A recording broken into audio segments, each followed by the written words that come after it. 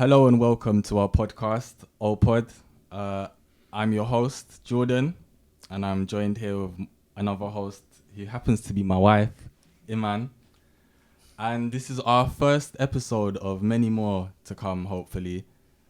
It's a podcast centered around life, our experiences, views and perspectives, and what we can give to people or gain from each other in terms of knowledge, understanding, and just experience.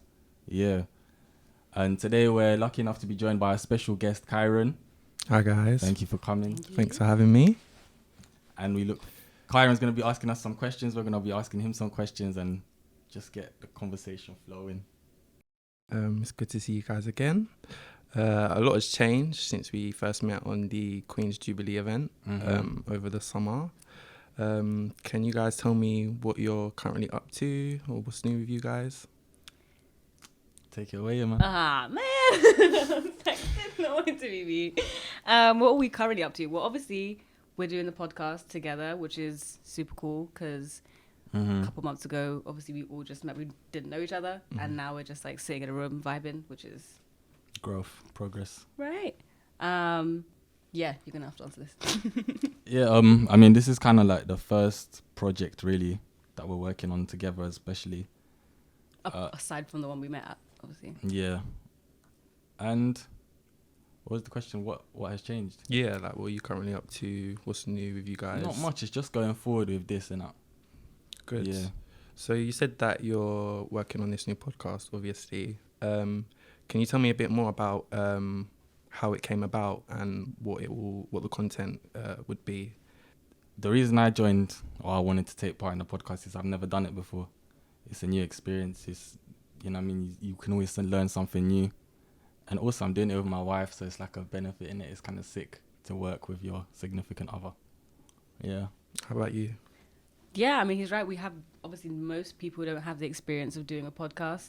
I do like on my own social media stuff. So like I have obviously an Instagram and I film YouTube videos, but that's just makeup and that's just me talking to a camera. It's not, well, there a camera here, but it's not the same because it's just me and that. But like now it's like other people, it's like interacting with other people's energy and stuff. So it's different.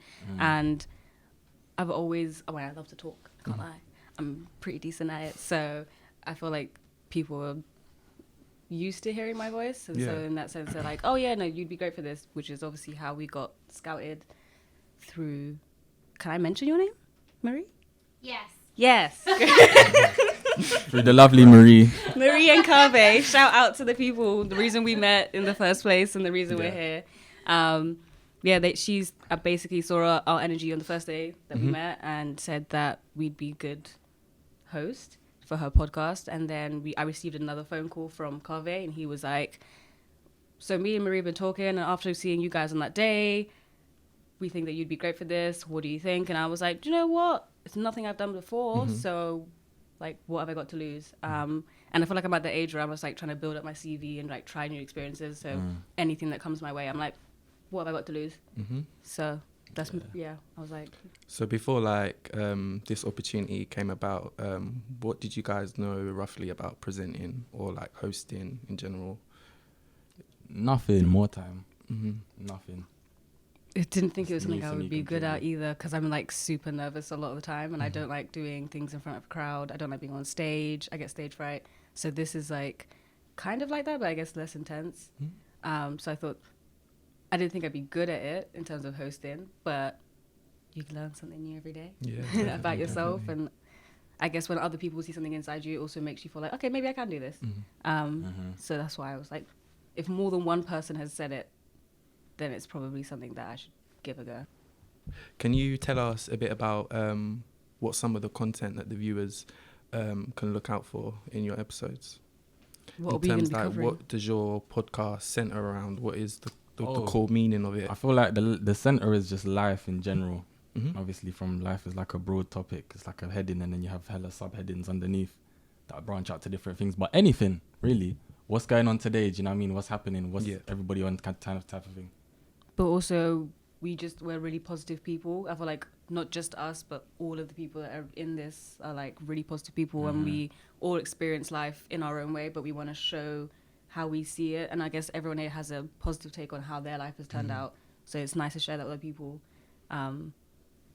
Yeah, I definitely agree. I think it's kind of like beautiful because like we're all Waltham Forest residents, but each of our experiences and, you know, challenges are all different, but we come together and to create something good as well. I feel like it's a good opportunity. Say as well, like I didn't think I would be here. Like I didn't think that one event that I was like, oh, do you know what? I need an extra 200 quid. Yeah. I'll just go to it, just get my shift done, would end up like here So this many many months later. And I'm opportunities. like, whoa, like we didn't expect any of it. Obviously, we haven't mentioned, obviously we just said, oh yeah, we got married. And then we didn't mention that we met at this event. So we all met at the same time. Yeah. But we were on our own timeline, Yeah. clearly. Because we were just like, we In met your own and world. literally if like, we came back and told all you guys and you were like, huh? And we're like, mm-hmm.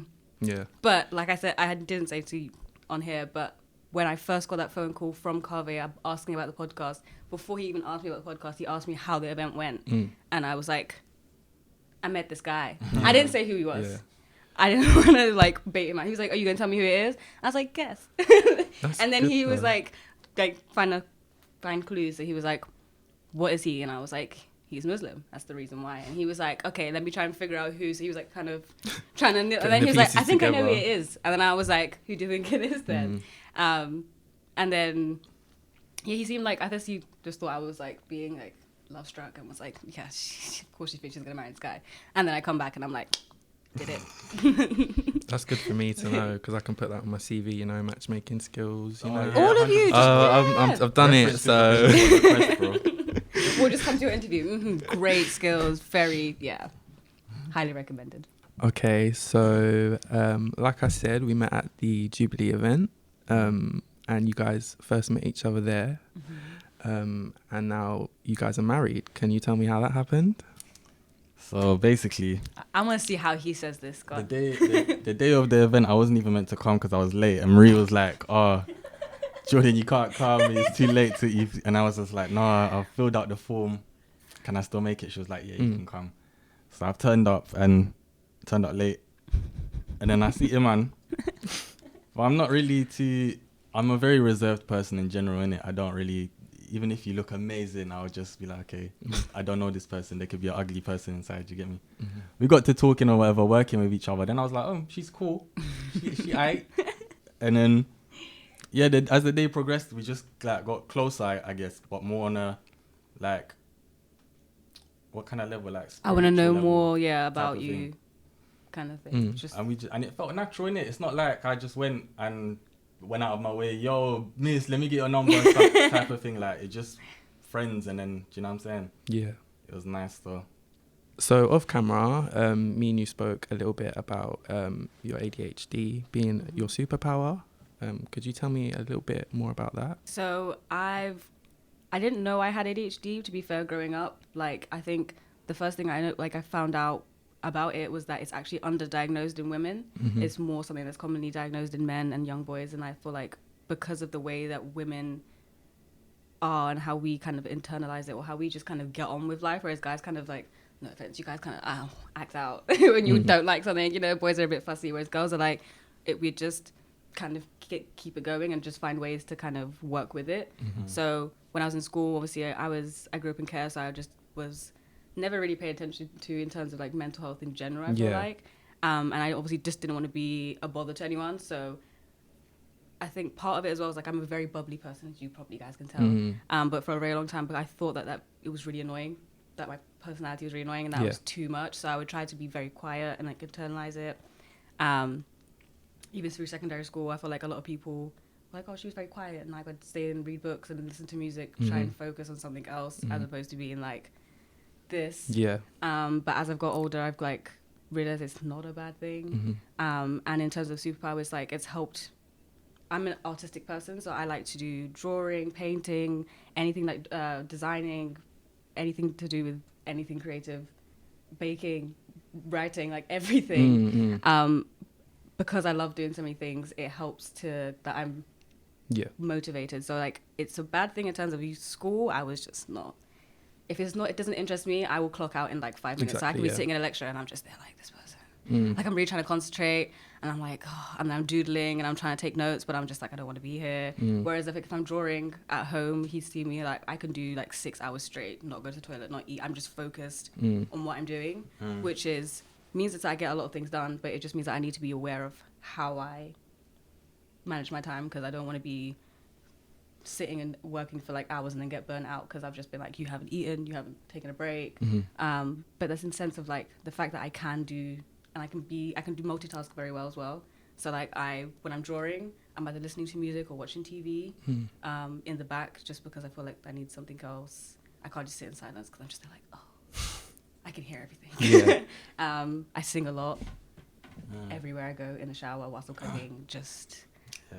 I can vouch for that. It's just, yeah, I'm just like constantly moving. I'm very clumsy also. Yeah. Because I just don't slow down. It's crazy how like me, I'm ADHD, I'm diagnosed as well.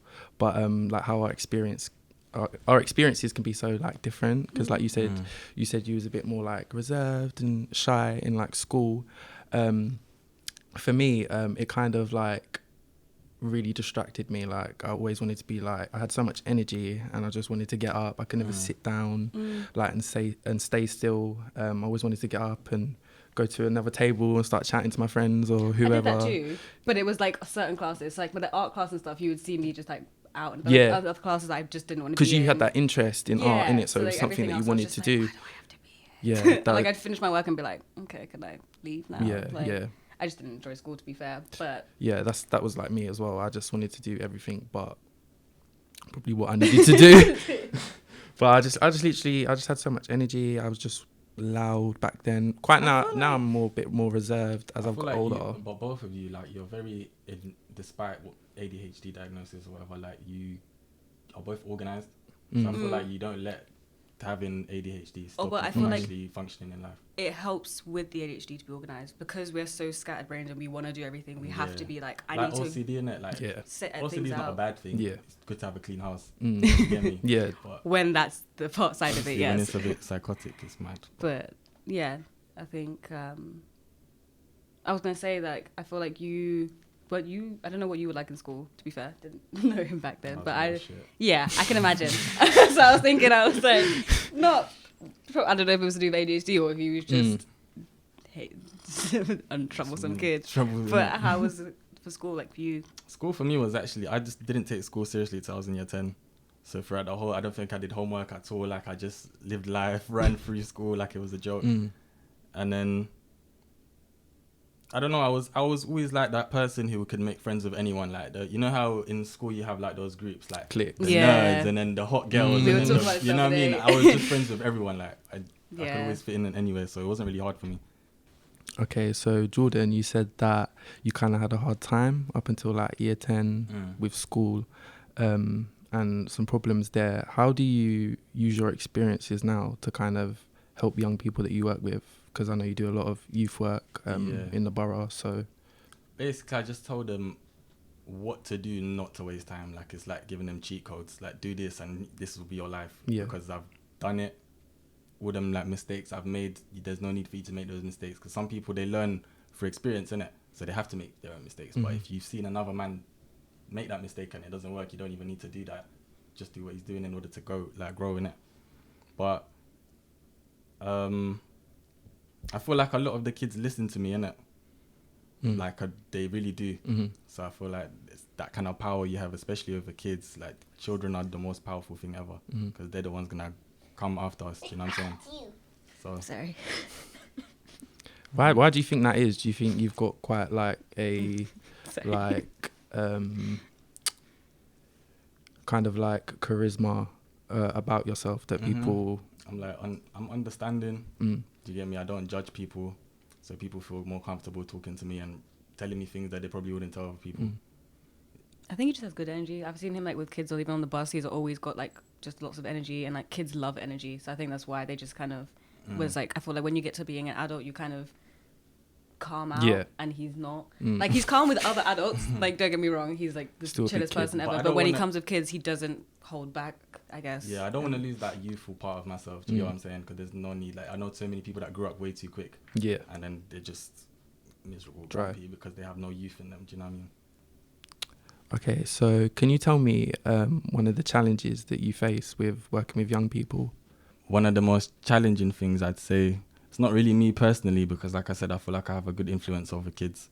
So they took me more serious than they took others. But sometimes it's hard to get through to them because they go through things that they're embarrassed to talk about, or they don't want to talk about, or something might be illegal or whatever. Do you know what I'm saying? But there's always like a compromise somewhere. Mm-hmm. Do you get me? Mm-hmm. Eventually we get to them opening up and it's not so challenging anymore. Anything else is not really challenging. Paperwork's long. That's about it. So can you tell me like what makes you passionate about working with young people? Have you got like a certain inspiration or role model, or what keeps you motivated? Really and truly, last year I became Muslim. So ever since I reverted to Islam, I just feel like I try to give out charity in ways that are like, not necessarily money, but sometimes your time is your charity, and you just listening to someone is your charity. And I feel like with kids, it's the easiest thing to do. It's fun as well. I'm not too much older than them, so I can still relate to them on a kid level, but at the same time on a adult level, I can tell them what to do and things. So yeah, I like it. I like what impact it could have on them, innit? They could grow up one day and become next Steve Jobs because I said something to them. Do you get me? And how about you, Iman? Any like role models, or what keeps you like motivated to stay as motivated as you do? Honestly, I think is looking back at seeing how far I've come. I feel like when I've like even reading old diaries of myself when I was a kid or something, and seeing how like what I was going through then, and how I didn't think I would be the person I am or where I am like now. Even a couple months ago, I wouldn't think I would like actually settle down and get married and like do that. That was something that I didn't think was something that was in for me, like written anytime soon. So I feel like knowing that things can change in such a short amount of time as well is like makes me feel like anything that's hard right now is not gonna stay that hard. It's like a test, and it's like gonna have outcomes out of it, but things are gonna keep moving. So even if it's hard right now, it's not gonna stay hard. And just like being excited for the next thing that's gonna come. Yeah. That's also like makes me want to get up and be like, okay, this could be something different, fun. And on the back end of that, both of you guys, if you could, what advice would you give yourself, say maybe 5 years ago? How old was I 5 years ago? Oh, 20. Or about to be. That one piece of advice that you think, God, if I knew that like back then. Trying to think of where I was when I was 20. Just save your money and start spending it on bullshit. We were very different people. Never had issues with that. Yeah, if That's I a could good get back one. with the money I spent on things I didn't need, I'd be rich. Yeah. Still. I'll tell myself I'm doing great. I think back then I was like, just didn't feel like I was doing enough. I feel like when you're in your early 20s and you're getting that age where you've just finished uni or you're in the middle of uni and you just feel like you're looking around everyone else and like they're doing this and you're not. I feel like I'm just saying to myself, you're doing great, and it's going to like, even if you don't feel like it is now, you're going to be really great. good. Take time with yourself and that. Yeah. Have patience, be kind to yourself, Yeah. take time. Mine would definitely just be yourself. Like, just stay true to who you are, your values, your morals, and yeah, stay bright. Thank you for tuning into our podcast. OhPod. I've been your host, Jordan, Iman, and Kyron. Thank you for coming again, Kyron. This is our first of many episodes, and we look forward to what the future holds. See you guys soon, hopefully. Bye.